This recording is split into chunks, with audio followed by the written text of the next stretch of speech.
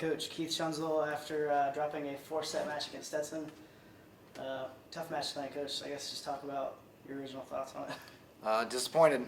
You know, it was a big match. It was two teams tied for third and fourth early in the conference season, and I didn't get a great vibe from our team today. Just from the serve pass to pregame meal, I was a little worried that we were being a little too loosey-goosey, and I think that's how we came out tonight. And I think we were on the roller coaster ride pretty good tonight. And you know, at times we played pretty well, and at other times we were bad. You know, that's disappointing because I think we have the players on this team that enjoy the pressure and enjoy the competition, and the crowd, another unbelievable crowd tonight and environment, and just we had students out and we had some Greek houses out, and I'm just disappointed that we didn't respond a little better to that. Questions, you guys? Anaya Boyer tonight, Coach, stepped up with 14 kills. Can you continue to talk about how did her play inspire the team in any way today? You know, Anaya's been not every match like that, but Anaya's typically one of our kill leaders. She usually blocks a few balls a game. We're asking Anaya to do a lot as a freshman. We're asking her to pass and to play 6 rotations and to be one of our main hitters. And she serves and she has to defend, and that's no matter what level of club you played or how athletic you are, to come in as a freshman and play 6 rotations. We're asking a lot, and she's been great all year. And she's not even scratching the surface of how good she's going to be. She's going to be a special player. You know, and it's tough because we got three freshmen in that position. We got a libero who's playing all 6, who's a freshman, and our setter is a freshman setter, you know, playing at a high Division I level. So it's not that that's an excuse by any means, because those guys are good enough to play at a high level, and to do it tonight, it was a little off, but Anaya did have a really good match. And after dropping the first set 26-24, the team comes back and wins the second set 25-22. What did you see in the second set, you know, from your team? Sure, you know, we killed it and we didn't make errors. I mean, that was, I don't know what we passed in the second set, but I got to imagine it was a lot better. You know, we track on a 3-point scale passing, and we were at about a 1.7, 1.8 tonight. And Stetson passed about a 2.2 or 2.3.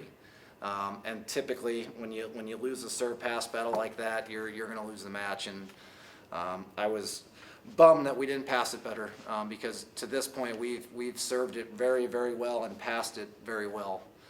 And tonight we didn't. And what's the mindset of the team coming off this loss for a quick turnaround game tomorrow afternoon at 5 p.m.? We'll find out. I'm not sure. You know, I think this team's still searching a little bit how to prepare themselves and how to play in front of crowds, and especially at home. And I think we're searching again. Maybe that some of that's our youth.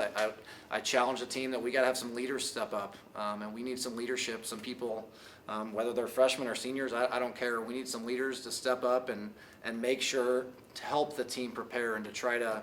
And a leader goes on the court and makes plays and goes back at 24-24 and serves a good ball or makes a dig at a key moment. I don't feel like we have consistently had people put themselves in that position, and that's you need that, you know, to win conference matches. You need that, and we're not there yet, but it's early, and I believe in this team. We got the right people in this program, and we're gonna keep working. The flow of the game seemed off. You'd string 2 or 3 points together, but there was not a lot of long streaks. Is that because of the youth and maybe lack of leadership that you have? Yeah, tonight I think it was mostly because the serve pass, like I talked about, when you're not passing and you're not in rhythm, it's really, really hard because you're setting everything usually to your left side, sometimes your right side, but it's all going high to the pins, much easier to defend. You know, I don't know how many first ball kills we had tonight, which would be a serve, pass, set, kill, but we didn't have a ton of them. You're right, the rhythm was a little off, and when the flow gets off and the setter's not quite in rhythm, and you know, Christy's been a lot better than she was tonight. Some of that was the pass, and some of that was she just didn't play very well.